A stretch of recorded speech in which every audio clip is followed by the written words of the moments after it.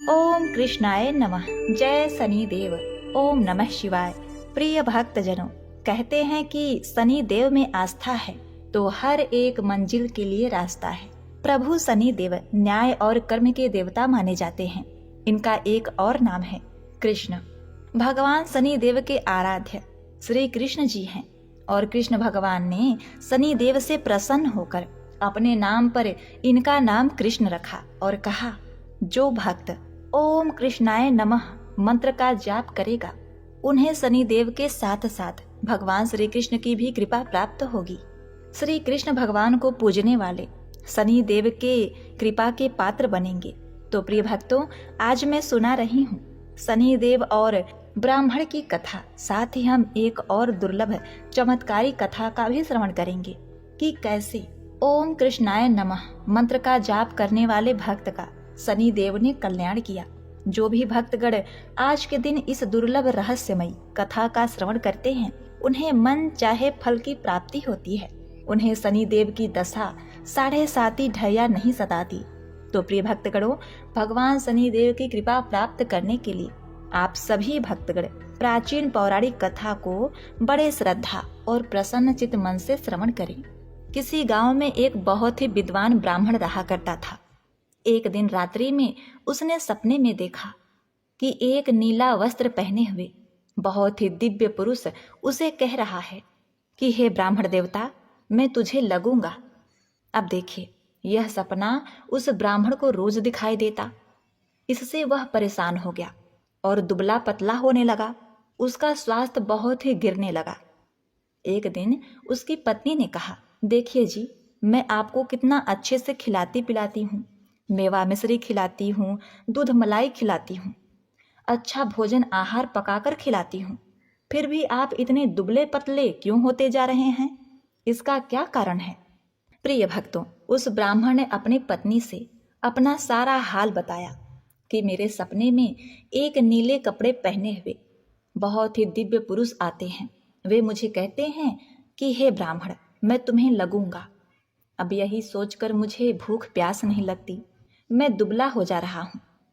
तब ब्राह्मणी ने कहा, हे पतिदेव, मुझे लगता है कि आपको शनि भगवान दर्शन देते हैं। आपके ऊपर शनि की दशा शुरू होने वाली है, इसीलिए आपको वे सचेत करते हैं। अवश्य ही वे शनि महाराज हैं।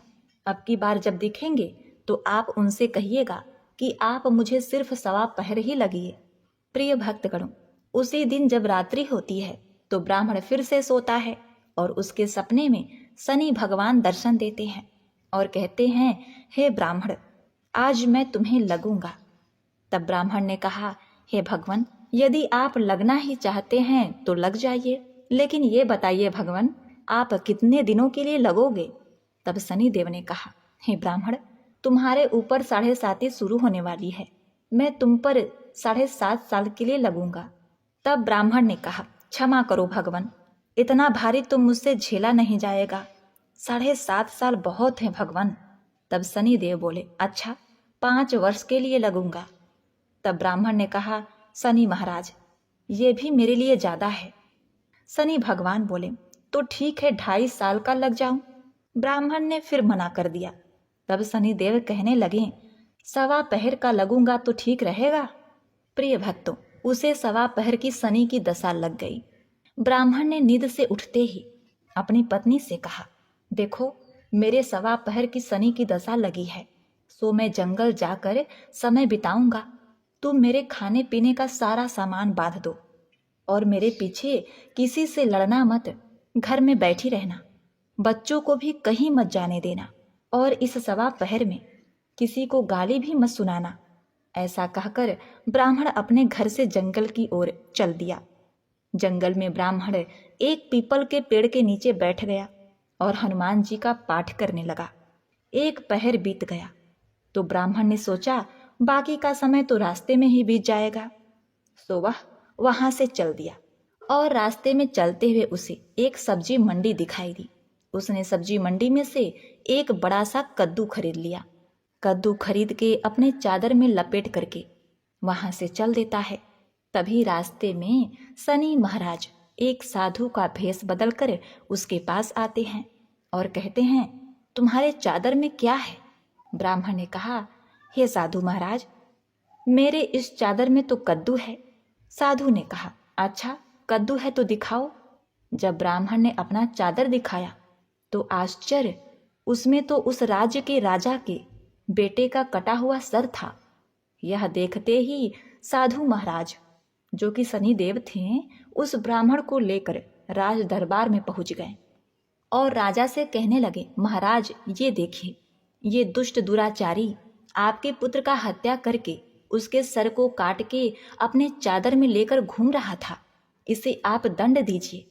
प्रिय भक्तों, राजा ने जब सुना कि उस ब्राह्मण ने उसके पुत्र को मार दिया है, राजकुमार की हत्या कर दी है, तब राजा बहुत ही क्रोधित हुआ। उसने कहा, मुझे मत दिखाओ, मुझे यह सब कुछ देखा नहीं जाएगा। हे सैनिकों, तुम इसे तुरंत ले जाओ और इसे सूली पर चढ़ा दो। प्रिय भक्तों, जब नगर में यह समाचार मिली कि राजा के पुत्र का सर कट चुका है, एक ब्राह्मण ने उसकी हत्या कर दी है, तो नगर में हाहाकार मच गया और उस ब्राह्मण को सैनिक सूली पर चढ़ाने के लिए ले गए। जब फांसी पर चढ़ाने ही वाले थे, तब जैसा कि नियम होता है, मरने वाले से उसके अंतिम इच्छा को पूछा जाता है, तो सैनिकों ने भी ब्राह्मण के अंतिम इच्छा को पूछा। सैनिकों ने कहा, हे ब्राह्मण, बताओ तुम्हारी अंतिम इच्छा क्या है? प्रिय भक्तगणों, ब्राह्मण ने सोचा कि यदि किसी प्रकार कुछ समय तक के लिए फांसी रुक जाए तो शनि की दशा का 1.25 पहर पूरा हो जाएगा। यह सोचकर उसने कहा, भाई, मैं बचपन से नित्य बालाजी की कथा कहता सुनता आया हूँ, आज मरने से पहले अंतिम बार कथा कह लेने दो।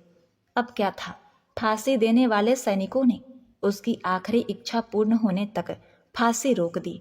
कहानी कहते कहते 1.25 पहर पूरा हो गया, शनि की दशा खत्म हो गई। अब इधर देखिए, राजा का जो पुत्र था राजकुमार, वह जंगल से शिकार खेलकर वापस राजमहल में आ गया। राजमहल में राजकुमार को देखते ही राजा बड़ा ही प्रसन्न हुआ, लेकिन मन ही मन उसे डर भी लगा। यदि उस निर्दोष ब्राह्मण को फांसी चढ़ा दिया गया होगा तो ब्राह्मण हत्या का दोष लग जाएगा। अब क्या था, राजा ने 2 घुड़सवार को जल्दी से फांसी घर की तरफ दौड़ाया और ब्राह्मण को आदर सहित दरबार में आने का हुक्म दिया। ब्राह्मण राज दरबार में उपस्थित हुआ तो राजा ने क्षमा याचना मांगते हुए कहा कि आपके बगल में जो चादर है उसे खोलकर दिखाओ। राजा के आज्ञा के अनुसार ब्राह्मण ने चादर खोली तो उसमें कद्दू था। राजा ने ब्राह्मण को बहुत सा धन दिया और पूछा, हे ब्राह्मण देवता, मुझे यह समझ में नहीं आया, इस सब के पीछे क्या रहस्य है? ये सब क्यों हुआ? आखिर ये सब था क्या? तब ब्राह्मण ने कहा, हे महाराज, मुझे 1.25 पहर की शनि की दशा लगी थी, इसीलिए यह सब कुछ हुआ। राजा ने कहा, हे ब्राह्मण देव, शनि की दशा किस प्रकार टलती है? ब्राह्मण ने कहा, हे राजन, यदि राजा या सेठ को यह दशा लगती है तो काला हाथी या काला घोड़ा दान करना चाहिए। गरीब को शनि की दशा लगती है तो पीपल की पूजा करें और बोले, साचा शनिचर कहिए, जाके पांव सदा ही पड़िए। शनि की कहानी सुने, तिल, तेल और काला उड़द आदि का दान दें। काले कुत्ते को तेल चुपड़ी रोटी खिलाएं तो शनि की दशा उतर जाएगी। अब देखिए, राजा ने उस ब्राह्मण को कद्दू वापस कर दिया। अब घर आकर ब्राह्मण ने कद्दू अपने पत्नी को दिया। जब उसकी पत्नी ने सब्जी बनाने के लिए उस कद्दू को काटा तो उसके बीजों की जगह हीरे मोती निकलने लगे। ब्राह्मणी ने पूछा, हे पतिदेव, ये सब क्या है? इसमें से हीरे मोती कैसे निकल रहे हैं? इसे कहाँ से लाए हैं आप? तब ब्राह्मण ने कहा, हे प्रिय, जब शनि की दशा लगी थी तो ये कद्दू कुंवर का सर बन गया था, और जब दशा उतरी है तो शनि जी ने कैसे निहाल कर दिया, हमें माला माल कर दिया। हे शनि देवता, जैसे ब्राह्मण को शनि की दशा लगी वैसे किसी को शनि की दशा न लगे।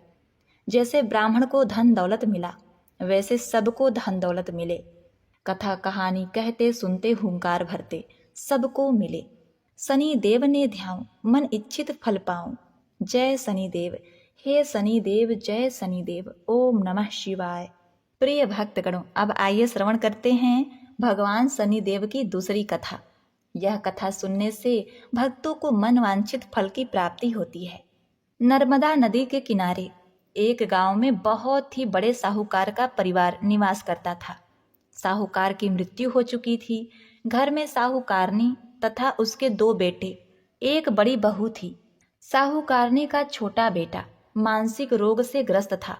उसकी मानसिक स्थिति ठीक नहीं थी।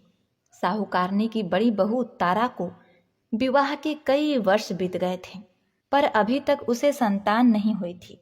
तारा को सदैव यही भय रहता था कि कहीं उसके पति संतान पाने के लिए दूसरा विवाह न कर लें। यदि उसके पति ने दूसरा विवाह कर लिया तो उसे सौतन का दुख सहना पड़ेगा। प्रिय भक्तजनों, इसी डर से तारा ने एक योजना बनाई और उसने अपने घर में काम करने वाली नौकरानी चंदा से अपने देवर चंदन का विवाह कराने के लिए अपनी सास साहूकारनी तथा अपने पति को मना लिया। चंदा स्वभाव से बड़ी ही दयालु तथा कृष्ण भक्त थी। वह बचपन से ही उसी साहूकारनी के घर काम करती थी। उसका अपना कोई नहीं था। अब चंदा का विवाह मानसिक रोगी चंदन से करा दिया गया। कुछ साल बाद चंदा ने एक सुंदर पुत्र को जन्म भी दिया, किंतु चंदा की जेठानी तारा ने चंदा का बच्चा छीन लिया और उसे घर से धक्के मारकर बाहर निकाल दिया। और तारा ने अपने पति को भी अपने पक्ष में कर लिया। प्रिय भक्तगणों, बेचारा चंदन तो मानसिक रोगी था, वह कर भी क्या सकता था, और वह साहूकारनी चाहकर भी कुछ न कर सकी। प्रिय भक्तगणों, दरअसल ये तो तारा की चाल थी। उसने तो कभी चंदा को अपनी देवरानी माना ही नहीं। वह तो सिर्फ चंदा से उसका बच्चा लेना चाहती थी ताकि उसे पाल पोस कर अपना नाम दे सके। अब देखिए, चंदा के बार बार रोने गिड़गिड़ाने पर भी तारा नहीं मानी और उसे उस गांव से ही निकाल दिया। अब चंदा गांव गांव भटकने लगी। भटकते भटकते वह कृष्ण जी के एक पुराने मंदिर में पहुंच गई। वहीं पर उसने प्रभु से न्याय की गुहार लगाई। वह अपना सर भगवान की चौखट पर पटकने लगी तथा लगातार ओम कृष्णाय नमः मंत्र का जाप भी करती रही। प्रिय भक्तों, उस स्त्री की करुण पुकार न्याय के देवता शनि देव ने सुनी तथा भगवान श्री कृष्ण के आदेश से तुरंत चंदा के पास उपस्थित हो गए और साधारण मनुष्य का रूप धारण करके उसे अपने आप को कष्ट ना पहुंचाने के लिए कहा और कहा कि हे बहन, तुम भगवान श्री कृष्ण पर विश्वास रखो और ओम कृष्णाय नमः मंत्र का जाप करती रहो। तुम्हारा अवश्य ही कल्याण होगा। तुम्हें जो भी दुख है सब भगवान श्री कृष्ण हर लेंगे और शनिदेव की कृपा से तुम्हारा मंगल होगा। यह सुनकर चंदा भगवान श्री कृष्ण के आराधना में लग जाती है। शनिदेव का ध्यान करते हुए ओम कृष्णाय नमः मंत्र का जाप करने लगी। अब शनिदेव एक साधु का भेष बदलकर साहूकारनी के घर पहुंच गए और अलख निरंजन का अलख जगाने लगे। तब घर से बाहर साहूकारनी निकली और उसने भिक्षा देकर उन्हें प्रणाम किया। तब साधु रूपी शनिदेव ने कहा, हे देवी, मैंने सुना है आपके घर में कोई मानसिक रोगी है। मैंने 7 सालों से हिमालय के जंगलों में भटकते हुए बहुत ही दुर्लभ जड़ी बूटी इकट्ठी की है जो हर प्रकार के रोगों को समाप्त कर देती है। यदि आप कहें तो मैं आपके घर के मरीज को ठीक कर सकता हूँ। प्रिय भक्तों, उस साहूकारनी ने कहा, हे महात्मन, अहो भाग्य जो आप यहाँ पधारें। हाँ महाराज जी, मेरा छोटा बेटा जो कि दिमागी रूप से बीमार है, आप उसे ठीक कर दीजिए। आप जो चाहेंगे मैं वो आपको दूंगी। आइए, घर के अंदर आइए।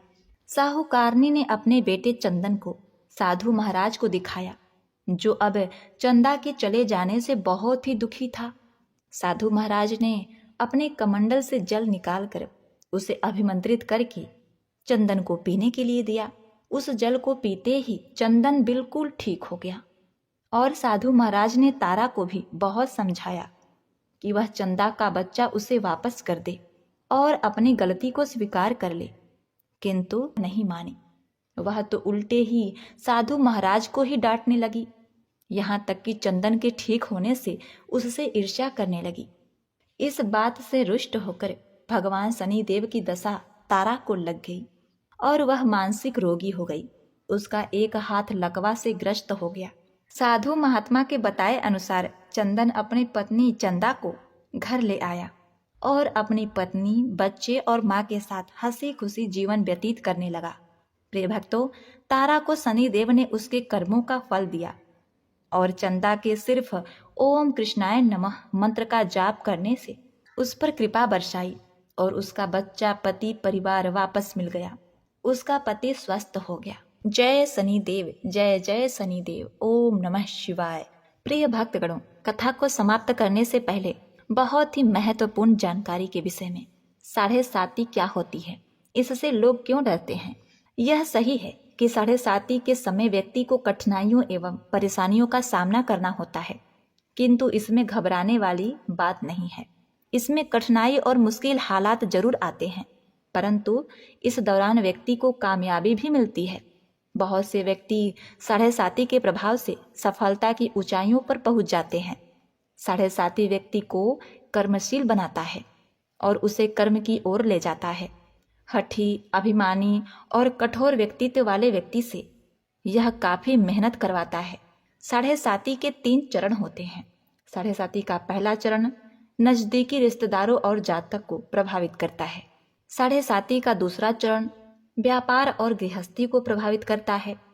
7.5 का तीसरा चरण बच्चों, परिवार और स्वास्थ्य को प्रभावित करता है। भगवान शनिदेव न्याय के देवता हैं। यह कभी भी किसी को ऐसे ही दंड नहीं देते। यदि दंड देते हैं तो उसे उसके साथ बहुत ही बड़ी शिक्षा भी देते हैं। जैसे एक माता अपने पुत्र के गलती पर उसे दंड देती है उसकी भलाई के लिए, उसे सही मार्ग पर जाने के लिए, ठीक वैसे ही शनिदेव कर्म और न्याय के पथ पर चलने के लिए मनुष्य को दंड देते हैं, ताकि वह डर कर आगे ऐसा कार्य न करे और अपने जीवन को सरल और सार्थक बनाए। भगवान शनिदेव तो न्याय की मूर्ति हैं। इनकी पूजा तथा भक्ति करके व्यक्ति धन दौलत से संपन्न हो जाता है, सफलता के नई ऊंचाइयों को छूता है, जीवन में तरक्की करता है, घर में सुख समृद्धि वैभव का आगमन होता है, व्यक्ति का जीवन सुखमय हो जाता है। भगवान शनिदेव को प्रसन्न करने के लिए शनिवार के दिन पीपल के पेड़ के नीचे शाम को दिया अवश्य ही जलाएं और कुत्ते को तेल से चुपड़ी रोटी खिलाएं। शनिवार को जल में तिल डालकर पीपल को जल चढ़ाएं। इससे शनिदेव अत्यंत ही प्रसन्न होते हैं। और महामंत्र ओम कृष्णाय नमः मंत्र का जाप भी करें। जय शनिदेव, जय जय शनिदेव।